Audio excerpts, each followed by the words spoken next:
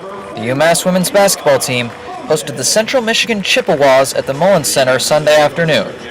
The Minutewomen were hoping to bounce back after a tough loss to Western Michigan in their season opener on Friday, while the Chippewas were hoping to get off to a good start in their season opener.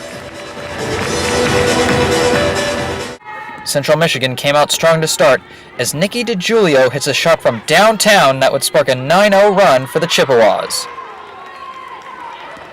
It took the Minutewomen 3 minutes to score their first points as their shooting struggles continued through much of the first half, as the Chippewas continued to roll, building their lead to as high as 21 points.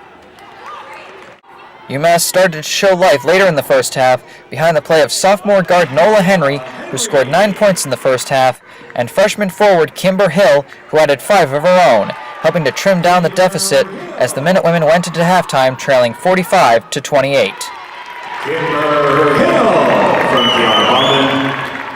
But the second half belonged to Central Michigan as the Chippewas scored 60 points after the break and never let the margin get closer than 14 points. Central Michigan spread things around as 6 different players scored in double digits, and the Minutewomen set a new team record for points allowed as the Chippewas got the win by a score of 105-61. After the game, Coach Sharon Dolly talked about how the team will move on from here. Basics. We didn't stop ball high enough. We helped off the shooters too much. Basics. I think this week is going to be just basic boot camp.